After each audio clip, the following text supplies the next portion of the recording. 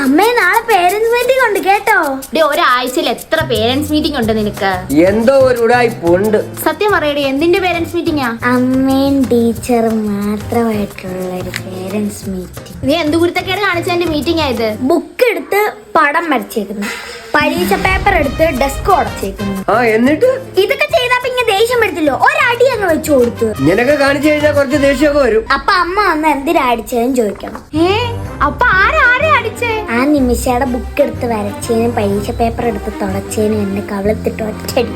ഓ, നാളെ അങ്ങോട്ട് വരുമ്പോ പോസിറ്റീവ് എന്ന് പറയാൻ നിനക്ക് എന്തേലും ഉണ്ടോടി? അത് എന്റെ ബ്ലഡ് ഗ്രൂപ്പ് പോസിറ്റീവ് അല്ലയോ? അത് പോരായോ? എടി വണ്ടി, അതല്ല, നീ സ്കൂളിൽ വല്ല നല്ല കാര്യം ചെയ്ത് വെച്ചിട്ടുണ്ടോ? എന്റെ കൂട്ടുകാരിക്ക് വേണ്ടിയിട്ട് ഞാൻ നല്ല കാര്യമൊക്കെ ചെയ്തിട്ടുണ്ട്. അതെന്തുവാ? പരീക്ഷയ്ക്ക് അവളെക്കാട്ടി ഒരു മാർക്ക് കുറച്ച് മേടിച്ചിട്ടുണ്ട്. അതുകൊണ്ട് അവൾ ക്ലാസ് 59, ഞാൻ 60. ആകെ അവിടെ 60 പേരല്ലേ പഠിക്കുന്നുള്ളൂ. പിന്നെ അമ്മ വരുമ്പോ ഒരു കണ്ണാടി വെച്ചോണ്ട് വേണം. എന്താ? അത് കഴിഞ്ഞ വട്ടം വന്നപ്പോ മിനിയാണ്ടി ആയിരുന്നു വന്നത്. അപ്പൊ അവര് കണ്ണാടി വെച്ചിട്ടുണ്ടായിരുന്നു. അപ്പൊ ടീച്ചറിന് സംശയം വെക്കില്ലല്ലോ, അതുകൊണ്ടാ പറഞ്ഞ അമ്മ കണ്ണാടി വെച്ചിട്ട് വരുന്നു.